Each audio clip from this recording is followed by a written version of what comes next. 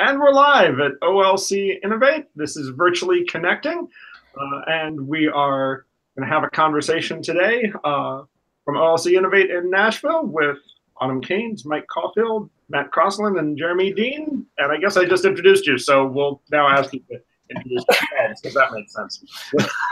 Right. No, seriously. So hi, I'm Autumn Keynes. I'm a co-director of Virtually Connecting. I'm an instructional designer at St. Norbert College. And I got with me Mike Caulfield, Matt Crosslin, Jeremy Dean. There we go.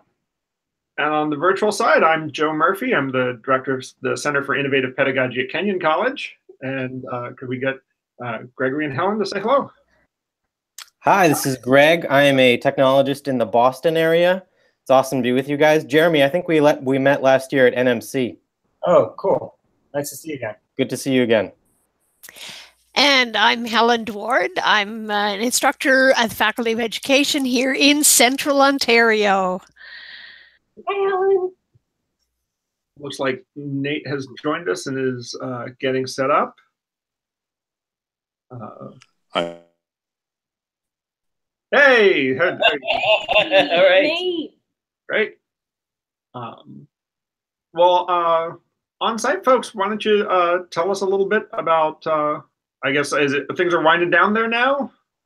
Things are winding down. It is the last day. Yeah. I've been running around doing a lot of live stuff. So I did OLC Live and I did Virtually Connecting. So I've kind of been running around. I don't know. I haven't had a lot of time to actually take in the conference. So I'm really excited to talk to you guys about the conference. Yeah. Mike won an award yesterday. Yeah, I did. Tell us about that. Congratulations. Work in digital literacy. Yeah. So I won the Merlot Classics Award, which is the one that they give out to, they decide on what they think is the best new OER in various categories. And so there's 8 categories that won awards this year. And mine was in ICT literacy. Which ICT, that's such an ugly word. Right? Information Communication Technology, is that what that is? Yeah. Okay. So it's, but ICT literacy, and yeah, and it's kind of nice. It's, Merlot does the thing where they do multiple peer review on their resources, and that for certain people, that makes a difference as to whether things are accepted. So it makes a difference to the. Okay. Yeah. And maybe you could tell us about the project a little bit. I think some of the folks on here know about your project, but I'm not sure if everybody does, and I don't know if the recording, right? Yeah. Well, yeah. So So I do feel when I talk about this, I feel like Allison Hannigan talking about Bandcamp and American Pie 1. but yeah, it's but yeah. So digital literacy. The basic idea of the book and the stuff that I'm doing now is that a lot of our conception of information literacy has been based around looking at documents and thinking about certain questions. And that's important. I'm not discounting that. I'm not trying to draw some sort of weird binary here where we don't want to look at documents and think about questions we have about documents. But what we find with professional fact checkers is that professional fact checkers kind of hold off on the thinking about questions until they go through a sort of triage of the things that they're looking at. And what they really do is they have sort of these habitual, what we're calling moves. And the moves are just the sort of intermediate, they're intermediate goals to gather quickly some more information about what they're looking at. So after that information is gathered, then you can start having those questions. But the idea is you hit a document from an unfamiliar source, and there are we identify 3 moves. Check for previous trusted work, go upstream to the source, and read laterally, which are very quick information gathering moves that kind of set you up to have a better, more fruitful engagement with that document. Or to decide it's not worth reading, which is what actually happens 95% of the time. So yeah, so we're trying this new approach to information literacy, and the thing that we like about it is the moves are not really as cognitively demanding as traditional critical thinking, and so they can be developed as habits for students and faculty. And that idea of habit is really important for us because with the stream and with drips and all this stuff. Oh, they don't know the whole. Okay. So yeah, but no, but with you know, in a sort of an event focused environment where you're getting new notifications and threads and posts and things like this, you don't have 30 minutes to engage with everything you see in your stream, right? So, so you do have to get things, these habits that at least make you make sure the information you're receiving has a little more context.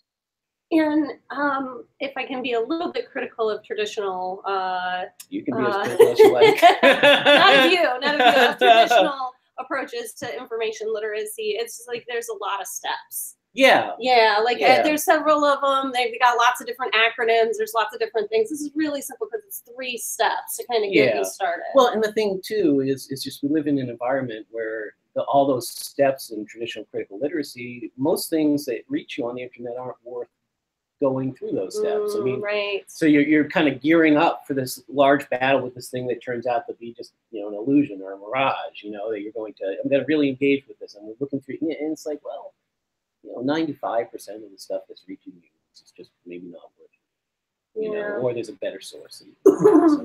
So yeah, it is a lot of steps, and it's a lot, and students don't necessarily retain. So we're also testing it. We have some assessments going. Colleague Sam Weinberg did some testing at San Jose State. He just did the post-test last week. Oh, wow. And so they'll be looking at that data. That's for a 2-class intervention, a 1-week intervention. And then we're doing a 2-week intervention with some control cases in 10 universities across the nation in ASCU. And all these universities are jumping in like much deeper than we thought. I kind of thought everybody would just do a couple classes and we'd have a really controlled pilot, but like Georgia College is doing like 27 sections. Oh my God.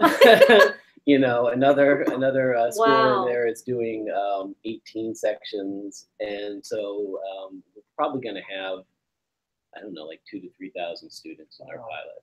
So, oh, yeah. That's big. With pre-post and controls and the whole bit. So, man, well, can't wait to see when that stuff comes out. That'll be really interesting. There's nothing as riveting as RCT research. But doesn't that speak for the need that people are seeing? Oh yeah. So that's one of the things. That's a great question, because what I find is when I talk about this stuff, everybody right now is struggling to come up with a response, right?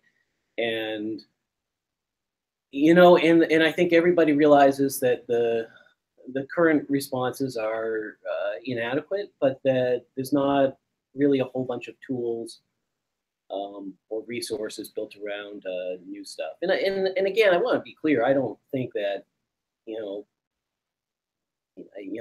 I'm about to use the phrase bullet, but the sentence is just leading me to it. I'm just going to use it. I don't think this is a silver bullet. I think this is part of a larger thing we have to do. But yeah, I think it can make things marginally better if people are more investigative in these quick ways about the things that they read. It's made my life better, actually, just even formalizing knowledge that I had before and getting it down where I'm just much quicker, where I do it much more quickly than before and more efficiently, has led me to be, I think, a bit more open-minded about things. The thing you realize as a liberal looking at your stream is a lot of stuff that you discount as just completely fabricated by conservatives turns out to actually have an event or something underneath it that has some validity. Right. It's just that the sort of distortion caused by the right-wing machine as it reaches you has kind of twisted the actual nature of that event. Well, it's the thread of truth. There's a that gives it like that. I mean, sometimes a valid thing too. I mean, so like you'll find like I'm trying to think of. Sometimes I use the Snow in Sahara one. Like I saw, you see the Snow in Sahara, Al Gore suck it sort of post, And there's a picture of. I mean, Well, that's a quote. That's a quote. Yeah. I've seen it a lot, yeah. Where I live, that's everywhere.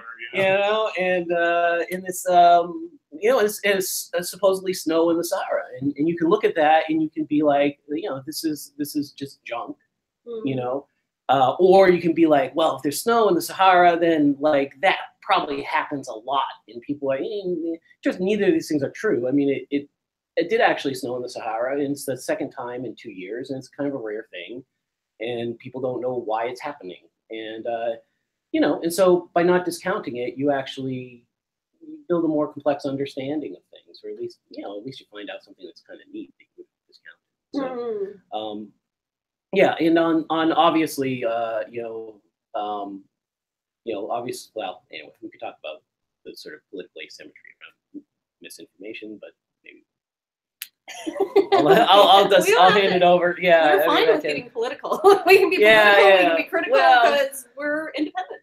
Yeah, no, but I mean, we're trying to do this across. We're trying to do this across. But one of the reasons why we picked 10 universities, and we picked them very specifically, is we're picking universities from some very different parts of the country. They're sitting in very different sorts of ideological frameworks. And that very will be very interesting. Yes, that will particularly. We're trying to get some feedback on how that plays out in these different environments, and so we'll find out. You know, it'll be interesting in that. Looking forward to it. Yeah, thanks. How about the virtual folks? Do we have some questions or anything that anybody wants to add? I guess the thing that is striking me about that project specifically is that I've been seeing some stuff recently that talks about reading comprehension tests in the K-12 level. And there's a lot of, the authors haven't said this, but I will, it's more profitable if you can make an abstract test that applies to all fifth graders and finds out whether they have reading comprehension. Yeah. But it doesn't make sense to test reading comprehension outside domain knowledge. That's not how reading works. So I think you've got an interesting approach there to the information literacy side of reading comprehension. Can I figure out what this is about, what it's telling me, and how I fact check that? It sounds consonant. I hope that some of the moves will make their way down into, you know, past college and down into earlier grades to help a little bit with the way that reading and writing are taught currently in a lot of those classrooms. Yeah, so I mean, reading comprehension tests are interesting, and we actually think that reading comprehension tests, the repeated testing of reading comprehension in that way, probably has adverse effects on students' ability to read the web. I mean, that they're being trained really to stick within the confines of a single page, not open up other tabs, not get additional information.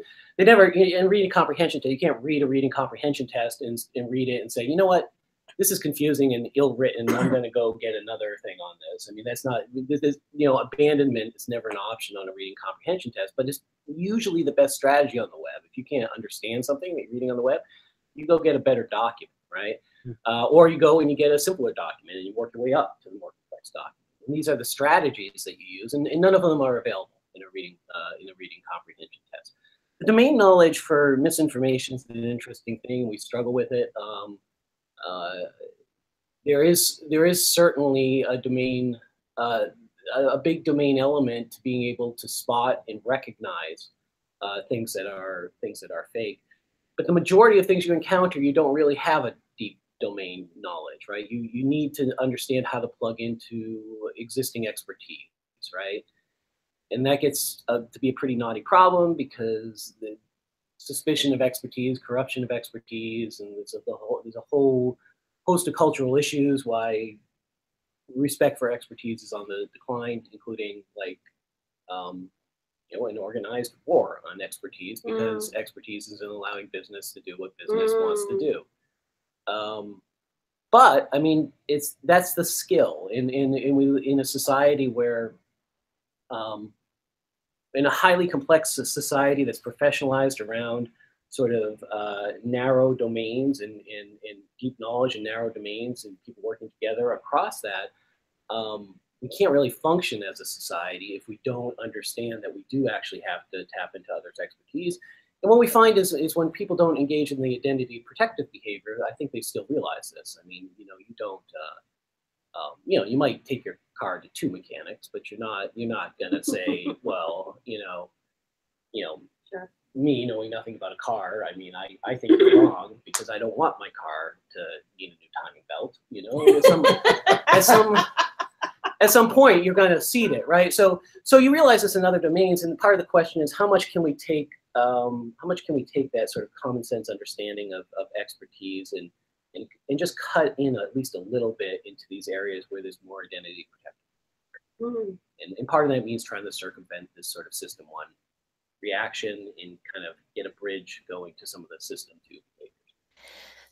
As you were talking, I was thinking about, you said the comprehension test, and I was thinking I'll just get a hypothesis group together, and we'll just make sense of it amongst ourselves. We will become the resident experts. Great segue. I have to leave in a minute. There we go. That's a great segue. But yeah, I mean I think that's the fundamental idea is that information literacy should look different in a networked age, right? And in networked age, it really is about plugging into networks of expertise or plugging into networks of shared work. And in the models that we currently have, where we print out a sheet of paper and tell students to look at it and then answer some questions, is just, it's an anti-pattern for what students should actually be doing when they confront problems.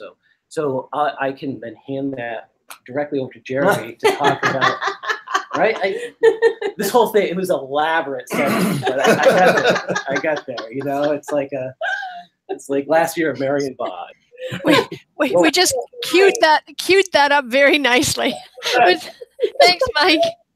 Yeah, that's well planned in advance, let me tell you. See, yeah. So yeah, you guys are here at the conference as well. Let's transition things over. I didn't win an award. I won a rebuke, so you know. Yeah, you did win a rebuke. How'd you win a rebuke? The OLC Twitter account did not like my critique of some of the more aggressive vendor tendencies, so they told me to chill. Really? That's true. Oh. I'm hurting that one. No, I'm not. But, I know you're very sad about it. Yeah. Well, apparently they came to your doors and gave you some stuff. Yeah, a lot of people at the hotels, they got a knock on our door and they were handing out swag door to door. And this swag, as Tom Evans was the first to note it, this swag said online proctoring all the day and all the night. And so they're going around handing out swag that says we're watching you all day and all night in our hotel rooms. You know, it's kind of like creepy. So I just kind of made a tweet noting that, and that was what drew not only the OLC telling me to chill, also a guy trying to kind of tone police me saying, just be happy and smile, come on, you know. So I was like, oh, you do me. But so it's just like the kind of goodie bag that maybe you should have gotten when you checked in. I guess this is my kind moment for the day. So we're gonna have to feel bad for everybody in Ohio for the next 24 hours. But you know, it sounds like the kind of thing that could in part be pinned on a logistical screw up. Although again, a good solution to that might have been like a phone call that says, "Hey, we've got a goodie bag next time you're in the lobby." There are 2 days in a row we got deliveries. So it was a planned event, and most of the deliveries were actually door tags, which would be totally useless after we leave the hotel. I saw those. Yeah, that was interesting. Anyway, so enough of the problem child here. Let's go to hypothesis. Well, no, actually, I think that's an interesting. That sort of cues up what I've been trying to work on at the conference and think through, which is Adam Kroom and I and Taylor Kendall and Shelly Rodrigo were on a panel yesterday. It was actually a conversation, not a presentation, called "Is Ed Tech Killing This Conference?" And it came from a lot of different strands of conversation I've had. One was I'd never been to OLC before, and I heard before coming to OLC that things like this had happened, and people had been upset about the commercialization of this conference. I've been to EDUCAUSE, so it's not news to me. I've exhibited at EDUCAUSE, so it's not news to me. But so I'm a vendor, right? By technically. I have a lot of issues with that word that and the divide that that creates. I think there's incredibly valid critiques of the commercialism of ed tech and the marketing strategies of ed tech. I too was. I walked into my room the first night after going out, and there was a water bottle that hadn't been there before, and it really freaked me out. Well, they went in your room. They went into the room. Yeah, I think there were actually. This will not happen again. I think there were there were major incidents around this marketing campaign that I think will make it not happen again, because you can't. The people went into the room, and there were times that I think people were in the room and didn't get the door. It was awkward. I can't speak to the details, but anyway, so that's one thing. Marketing strategies. I didn't go to the keynote this morning, but I saw it on Twitter, and there was some really amazing stuff going on. And obviously, those people in a lot of the networks that we're in are not just critiquing the marketing strategies of ed tech, but problems around data collection and privacy and AI and things like that, and surveillance and stuff like that. More higher level critiques of the operation of technology in our schools. And our panel was trying to sort of, with Hypothesis being a friendly vendor, just perhaps partially because I'm so charming, but also because we're a nonprofit and open source and just structured, radically differently from most software development companies, which makes us unique. But at the same time, in my travels, I have, rubbed shoulders, not just with the salesmen on exhibition floors, but with the people starting ed tech companies and hearing what they're doing and why they're doing it, and the values they have. And my goal with the session was to provoke people to come in ready to say yes, that ed tech was killing the conference, but then to push back and ask, what do we do about that? Because I think sometimes the critique of ed tech looks a little bit too much like Mr. Burns is in a his tower, like with his fingers. I think it's much more complicated than that. I don't want to, give too much sympathy to the vendors in some ways, but in other ways, I think if it's just a bunch of trash talk or insular conversation around the critiques of education technology, and not more collaboration and conversation and understanding where everybody's coming from, including software developers at ed tech companies, product managers at ed tech companies, founders of ed tech companies that are not Mr. Burns, that people you probably went to college with that think they're helping education. How do we have the really hard conversation around not letting our ed tech companies end up like Facebook has?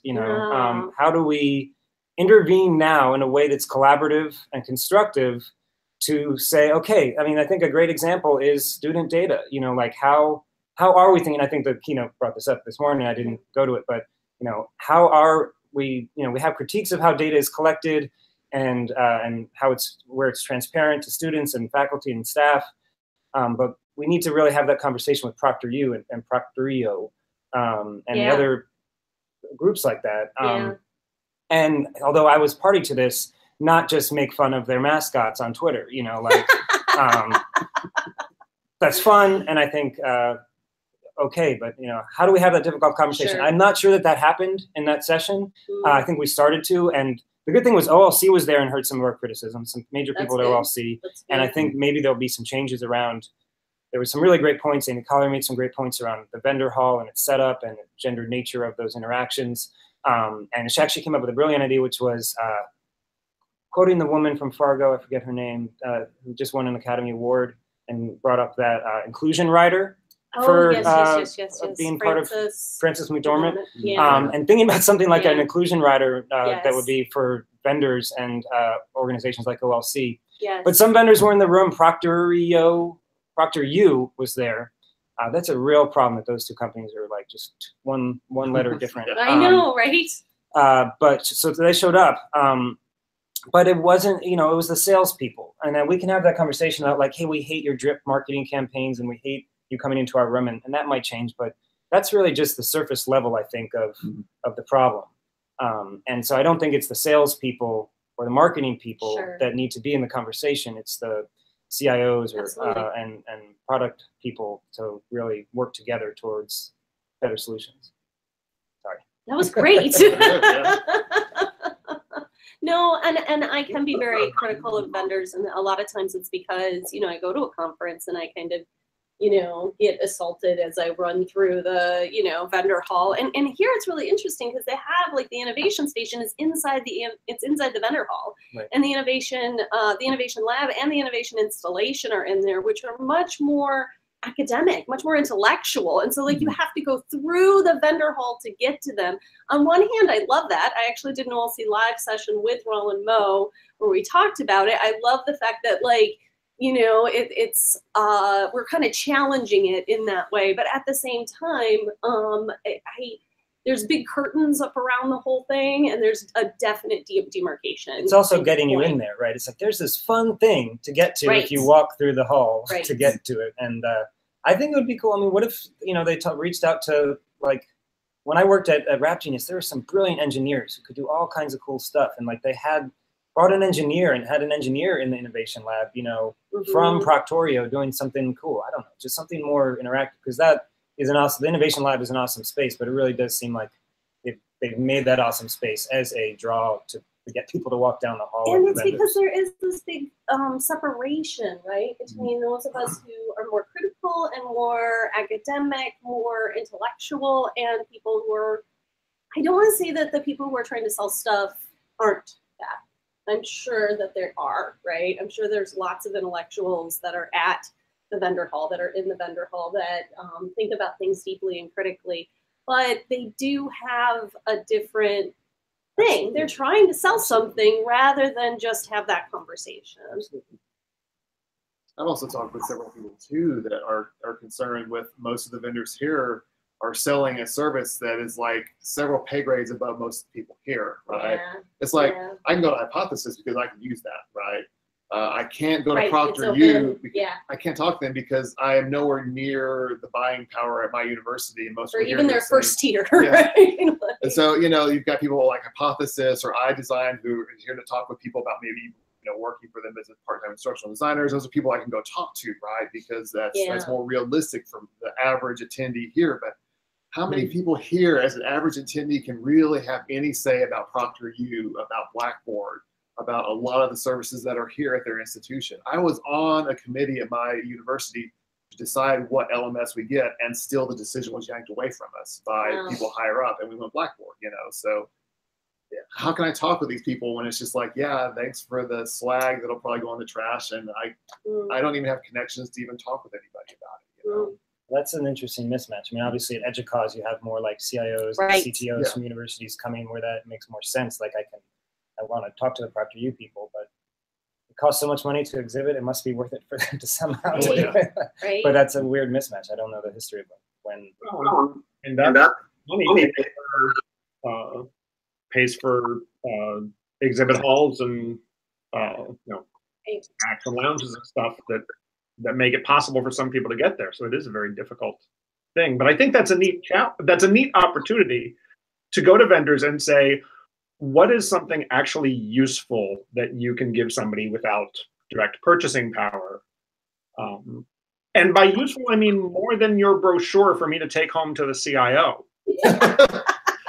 What you can give me to actually engage my faculty members? Again, not with simple training materials about here's how to use Turnitin. And Turnitin is trying, I think. They're doing some interesting outreach around writing pedagogy more generally.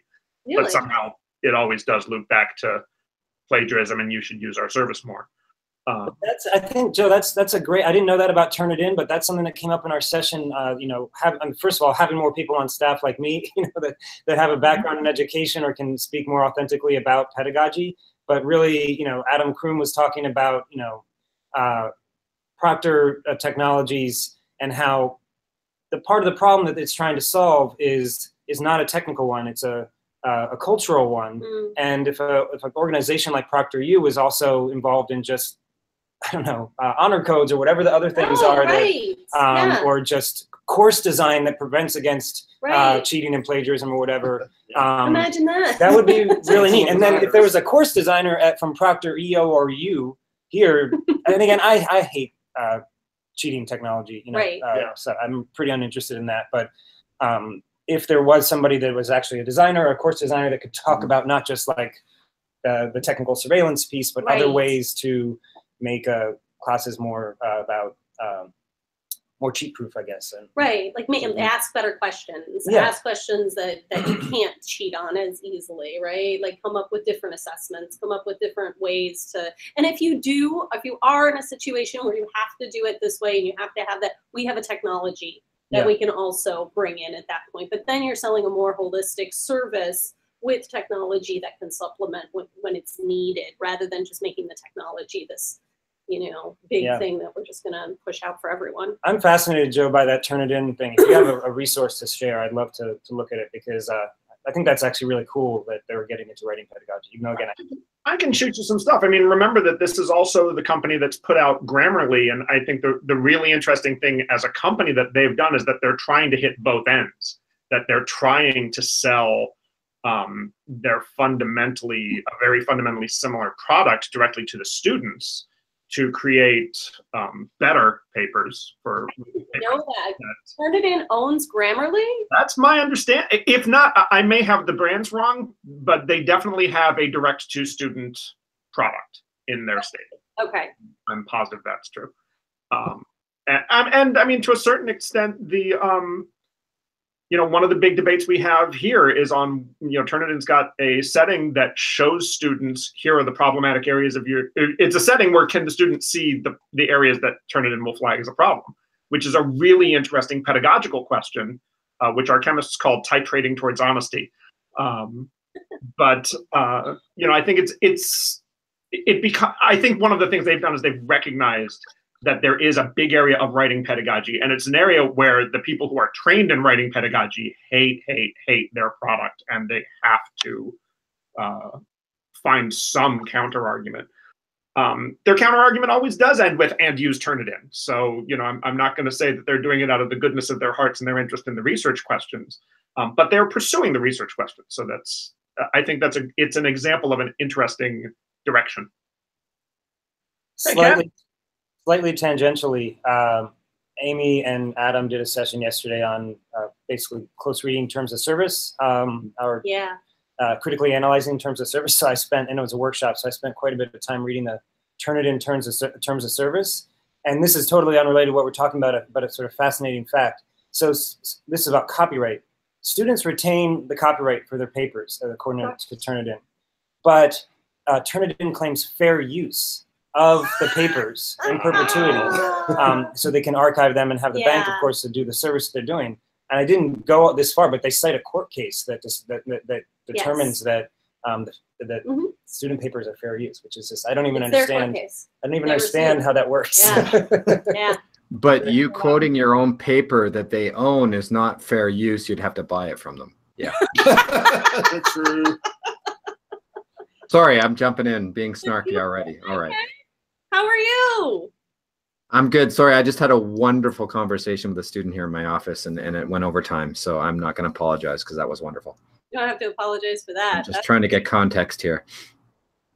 The big question is, how will they explain that whole issue to the students? Do you think that they well communicated that to students, so the students are aware that that's what's happening? It's in the terms of service. It's buried in not. I mean, one of the big things that I try to reach faculty about is that individual faculty at our institution have the right to either put those papers in the repository or not. And I try to get the faculty to think about that, but I'm pretty sure the fact that students don't know what decision the faculty member has made. We're in the same boat. Well, the students aren't signing up for Turnitin, right? The universities, right? Yep. Never reading the terms of service unless you ask them to. Right. Yeah. Not that. And in most cases, the students actually don't have any opt-out decision at all either, do they? If the teacher forces them to use it, no. I've never used it, so I don't know how to answer that. I used to be the Turnitin administrator at my last institution. We don't have Turnitin at my current institution. And so, and they asked me, they were like, will you please do Turnitin workshops? And I was like, they were like, we pay for this product. We want people to use it. So again, like Joe, I would try to build that in. It was like, okay, here's the button where you can turn it off so that it doesn't become a part of their database, but you can still have it checked. But I had lots of instructors who were still like, but no, I want it to be a part of that, because then the next instructor will be able to have this. And so I've tried to have some critical thinking around that. I think the question, I'm sorry, I went off on a tangent there.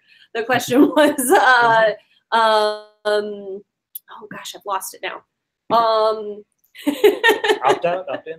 Opt out, opt in. Yeah, can the student opt out, opt in? The student, if the student doesn't want their paper to be a part of the repository, so let's say the faculty member has turned it on so that it's a part of the repository, the student has to know how the technology works, has to realize that their paper could potentially go to a repository, has to go to the instructor and ask, is this paper going to the repository? Then they have to ask the instructor to contact the administrator, who would be me, and say, could my paper please be removed? And then I'd have to contact Turnitin, and Turnitin would have to remove that particular paper.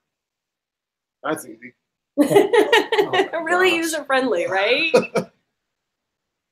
Yeah, we're definitely, I think, headed for some kind of Cambridge Analytica moment for ed tech around one of these tools. It's going to happen sooner rather than later. And I mean, I'm just surprised some student group organization hasn't already gotten wind of things like this and gone, why isn't this just an easy opt-out button on my side that I just push because it's my data? Yeah. Well, I think a lot of that is about to change with GDPR in the EU, and it's just it's about to change for two reasons. The big one being, I don't see services building two systems and running one for EU and the other. And the other, we run a couple of programs that happen in the EU, and American citizens in the EU for a ill-defined period of time are covered.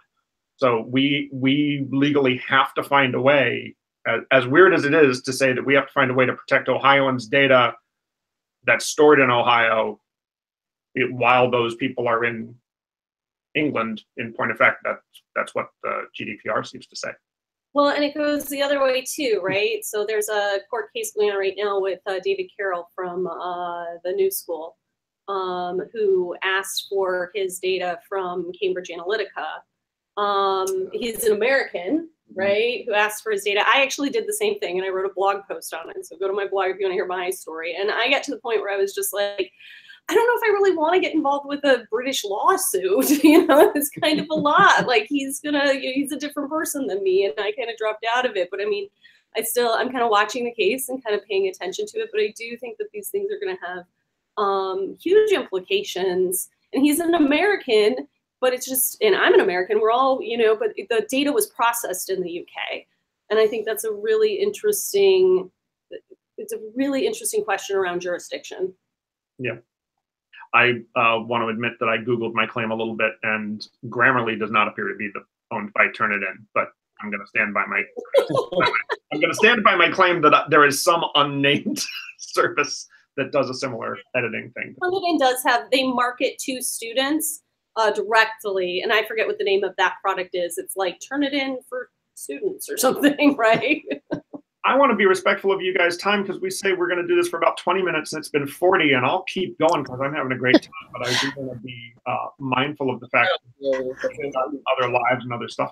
I just want one quick question. Can OLC Innovate conference happen without the ed tech companies as vendors? Because there are conferences that do happen where there are no vendors involved. Right. It's a much different conference if it does happen. It wouldn't be at this huge maze of a hotel, that's for sure. We would actually be able to find our sessions. That would be awesome. Yeah, I mean, I think that the other question to ask is, like, can the colleges and universities and high schools and can K through 16 education solve its problems without ed tech companies? Right. If the answer to that is no, I forgot how I phrased it, then they need to be here in some ways. But certainly the party would not be as free-flowing with alcohol without them. And right. Yeah, say they would need to be there in conversation, not in sales mode. How do we flip that switch? Yeah, that's How do we flip that switch? exactly. Or how do we make that happen? How do we, how do we convene that? I actually think I don't really know about the OLC as an organization, but I'm curious if OLC has the right network to occasion that conversation. It may not be a conference, but if the CIO from Proctorio and Adam Kroom and a bunch of other people got in a room or on a seminar or webinar or whatever, and started talking about ethics around data, maybe OLC has the right email lists to do that. I don't know. But yeah, and I'm just going to get really personal right now in terms of my own personal experience of coming to conferences and working with vendors. I have vendors, right? Like you're a vendor. But, like it's weird for me to think of you as a vendor. Like you're Jeremy. I'm very sneaky. You are sneaky. That's subversive layering. Yeah, I'm going to write a marketing book about it. Yeah. It also helps. You should. It's brilliant. Whatever you're doing.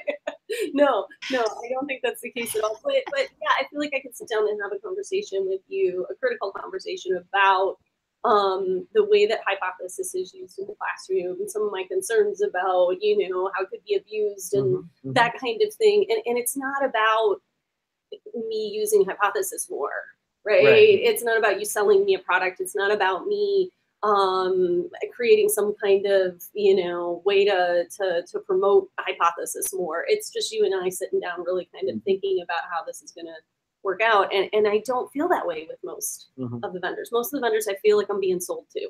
I feel like something's being pushed on me and I'm being pushed to do something else. Somebody's going to come into my room. Right. And tell me they're watching you. Tell me that they're watching me all the time. And it's just, that's my rant. Yeah, you try to talk to some vendors, and it's just like you don't feel like you're having a real conversation. Yeah. You're just going through this motion of sales pitch and trying to tell them, well, I don't have buying power, and then they go to their next point, and they're a little flow chart in their mind of how to. Well, do you know the CIO? Or then, well, no, I don't. And I work at this large public university. I wouldn't even. And then they start ignoring you and like trying to talk to somebody else, right? That's when they shut down. That's because they're the salespeople from that organization. Right. And I think I don't know why or how to get them to send other people from the organization, and again, I don't imagine that Proctorio has anybody as charming as me, but they might have somebody that you could have a good conversation with. Right, right. Yeah, I think we've got a couple of colleagues who are kind of good at that, of bringing in the vendor, and sometimes the vendor gets that they're being asked to talk about a project and not to give the sales pitch. One of the things that worries me is I see some of this interaction moves the other way, and maybe it started there. I mean, again, I sit in conference sessions with other people from academia that are clearly the how we done it good and why you should do it my way. And kind of insufficiently problematized, not fully forthcoming about, boy, here's the thing I wish I hadn't done. You don't always want to do that in front of a room full of people, but I think that's one of the rhetorical shifts that needs to get made to make these to make conferences more useful. Ken, you've got a long comment in here. Do you just want to jump in? You can talk. I'm just using side snark. Hi, Matt. Hi, Jeremy.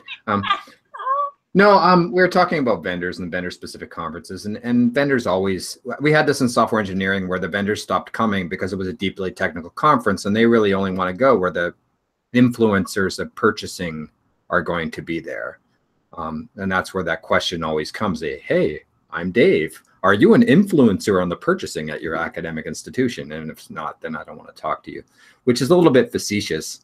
I think there are good vendors that can put their I'm interested in the learning hat on and have deep discussions with us. And we need to stop being so vitriolic against big business, big or small, and think about what they have to bring to the table. But we also need to be a little bit more guarded on what are they hiding?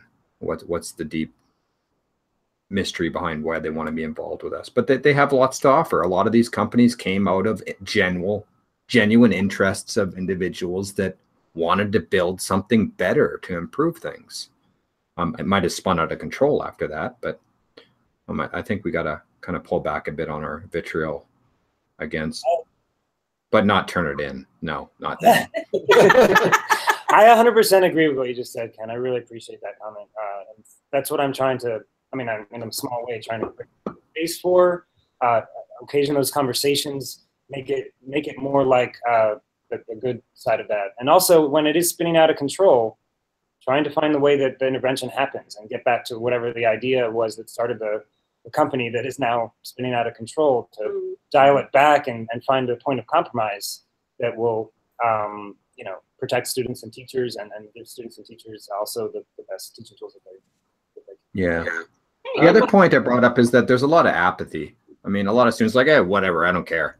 And I see that all the time. And I'm teaching computing information and security, and I go into a room of nerds who are just neophytes in terms of protecting themselves and security practices. And I'm like, if you're the nerds that are in my classroom, what are the everyday common people really thinking about when it comes to talking about their own privacy and security? And it's on us as that select group to help educate people about this. So, and I think it's common to the same thing. My students are kind of have an ambivalent, whatever, I don't care, doesn't matter.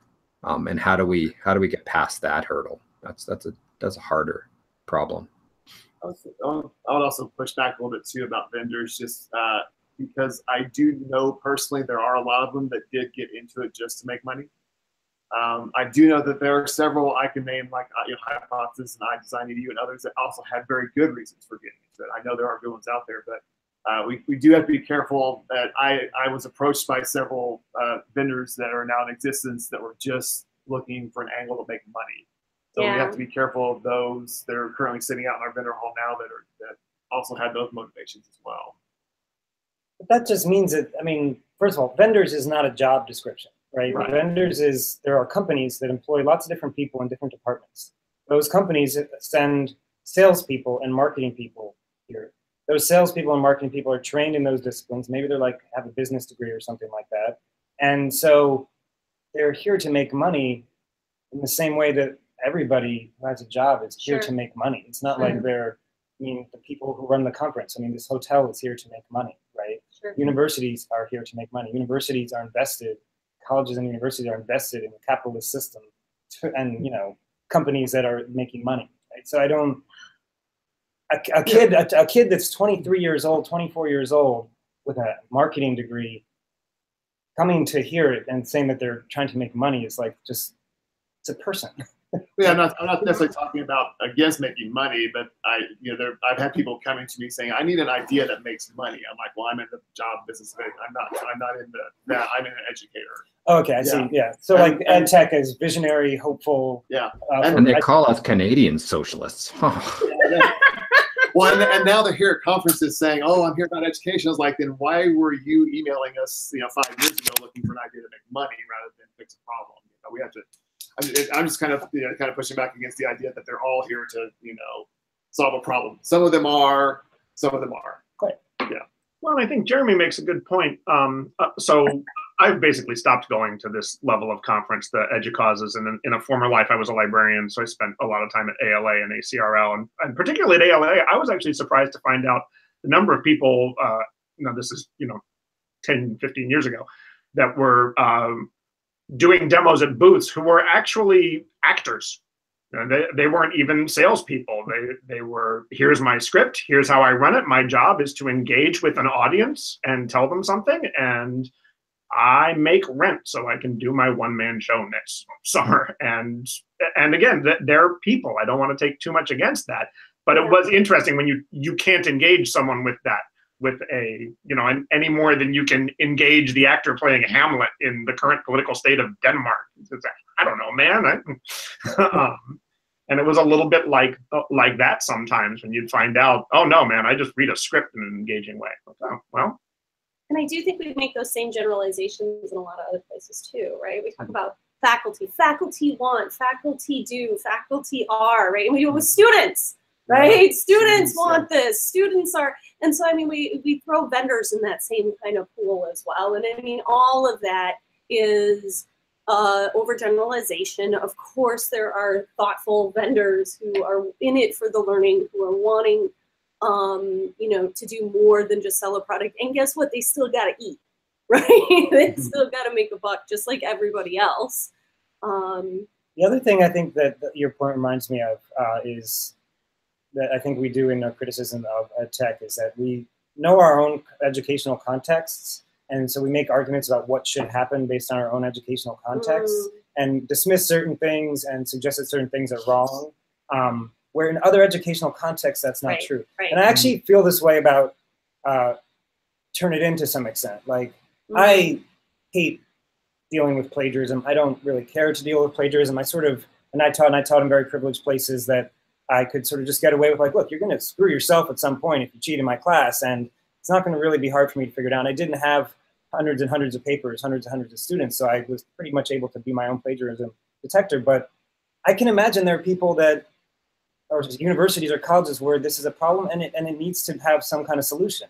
And I'm not defending plagiarism software, but I'm just sort of making the point that sometimes we may dismiss a product or dismiss a technical approach to a problem, and it may not be right for us, and it may not work for us. And our particular educational context and the privilege of that allows us to make that decision. But we can't say it's for everybody, because other people might be able to really use those things, and they really might benefit students. And I wish I hadn't used Turnitin as an example. And to follow that for you, Jeremy, is there's the student, there's the honest student, and then they're seeing all these less honest students getting away with this, right? And that's really frustrating. And I remember being the student who would work my ass off, hand it in, and then the teacher gives an extension the next day. And I'm pissed off at that teacher because I worked my ass off, which in retrospect was not very nice of me, or not thinking about the circumstances of other students and my privilege. But sometimes maybe it was a reaction to say, hey, we got to kind of make things fair, whatever fair means. And so maybe there is, like you say, a good seed behind this, but the implementation's wrong. Oh, let me jump in and say hello.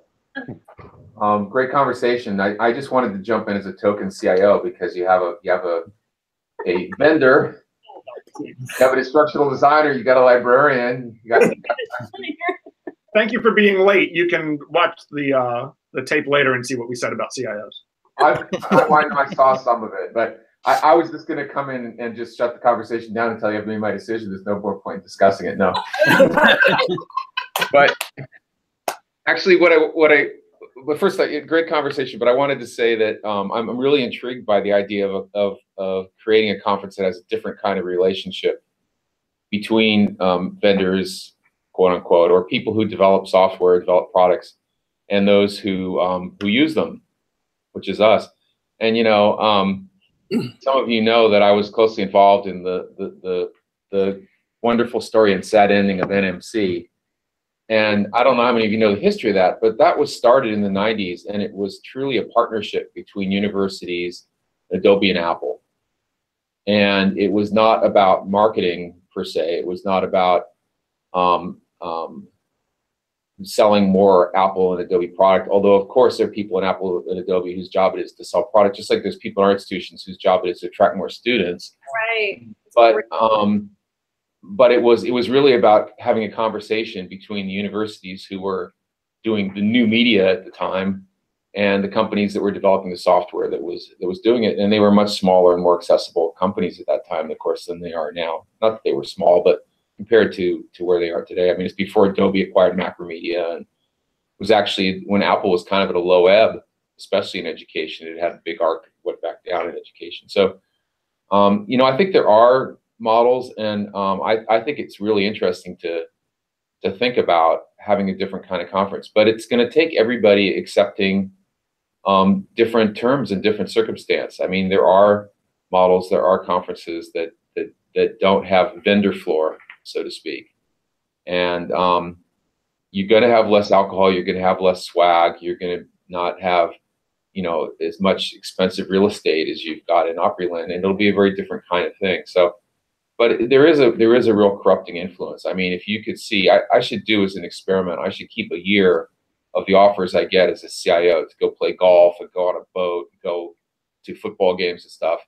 All of which I turned down because fortunately it's against the law for me in California, but to accept any of that. But there are colleagues at private universities who every weekend they're going, I'm going to go see a movie. I'm going to, you could just live the high life and have vendors pay for it. And it's, as long as you don't cross certain lines, it's actually legal if you're not in a public entity.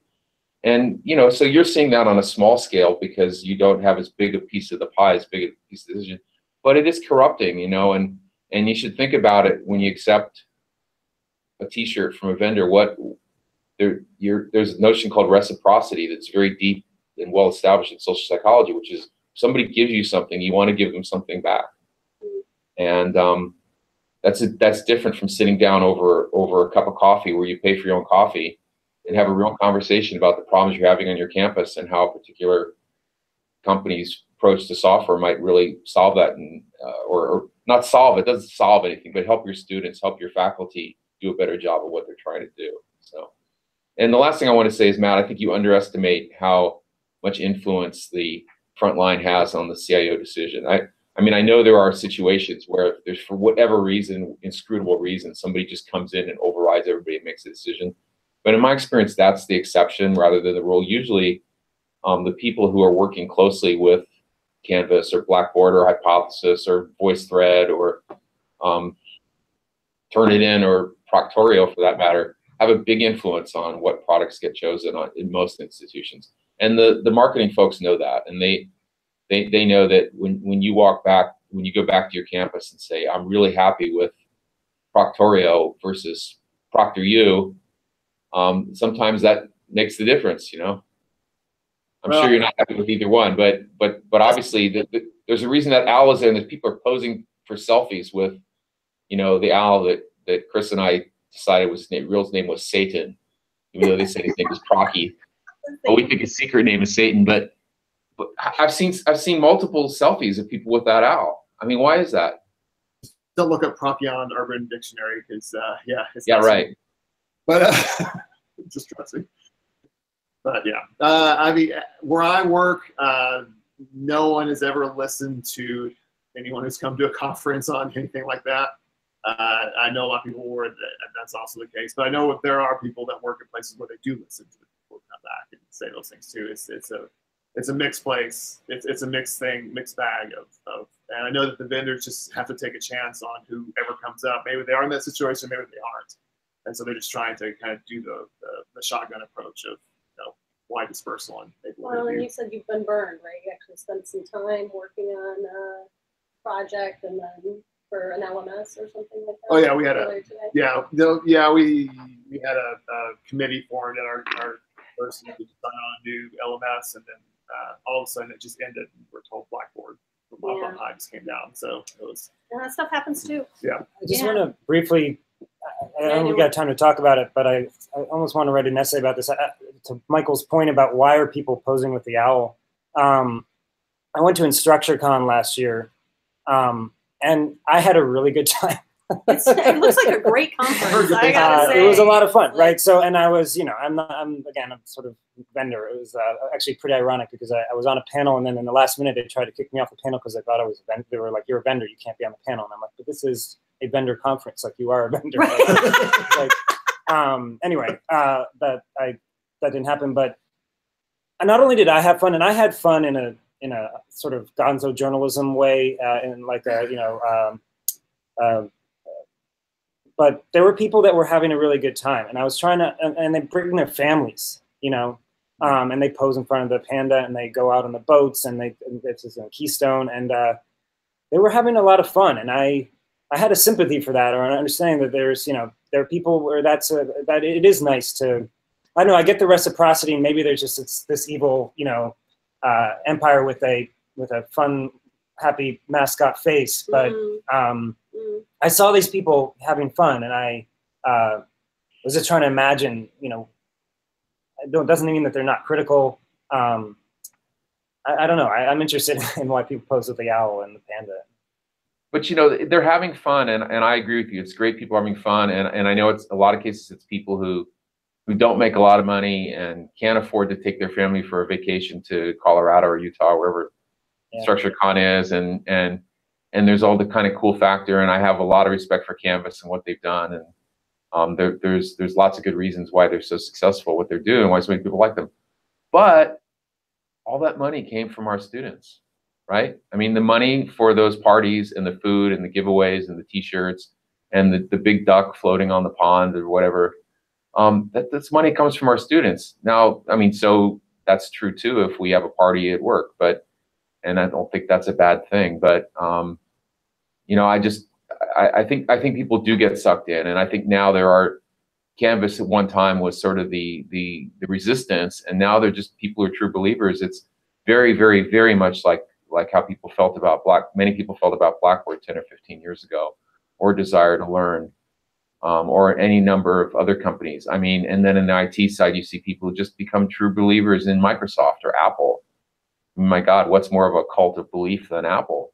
And yet they make beautiful products, right?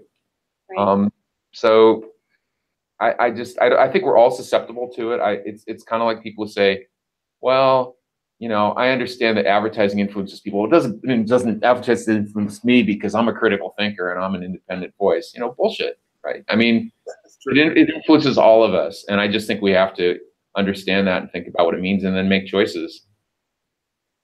That's a good point about using our students' money. And it's not just our students' money. Sometimes it's our students' excessive debt that they're racking up that we're using it. Right. It's not even their money; it's their debt. They're borrowing money so that you can, you know, have a party in Colorado. I mean, that's kind of making extremely negative way to look at it, but there is a thread of truth in that. Yeah. Sure. On the library land, this came up a lot as the cost of scholarly publications issue was coming up. So in the late 90s, and particularly there was a particular conference probably around 2001 or 2 where the vendors had not caught up with the mini recession at that time, and they got a lot of pushback that said that we know darn well that this is why your journal subscription is going up 30% next year. I wonder when that moment's going to come for ed tech. Because I honestly, in the bills that I pay, I also see inflation that's not in keeping with the economy, and the vendors will say, "Well, that's because we're improving things," and I'm sure that's true. But I wonder when that moment comes when we actually do that pushback, and hopefully we can do it without them. Well, we didn't do it in 2007, so I don't know what kind of moment would make it happen. We're at the 1 hour mark, and I actually have to get to the lobby to catch a cab to get out of here, go back. I spent a lot of this conference doing this kind of work between OLC Live and doing virtually connecting. And I've been doing this kind of work for a couple of years now, and I just really want to thank everybody because we think of the barrier between virtual and on-site as being a barrier, being something that is hard to get over. But I think when we make the effort to get over it, and when we have these kind of conversations, it's a lot different than even it's even sometimes we say it's like the hallway conversations, but I want to make the case I think it's even better than the hallway conversations sometimes. And I just want to thank everybody for taking the time to sit down and have this, because I think this is really important, and for allowing us to record it too, because I'll actually probably go back and listen to this again because this was such an insightful conversation. So thank you, everyone. It's one of the best conversations I had at this conference. And many more to come. Thanks. Yeah, thanks so much. I'm going to go back and watch what I missed. Right? Yeah, me too. Thank you. Thank you so much. Thank you, Autumn. Thanks. Bye, Thanks, Jeremy and Matt and Autumn. Safe travels. This is Virtually Connecting signing off.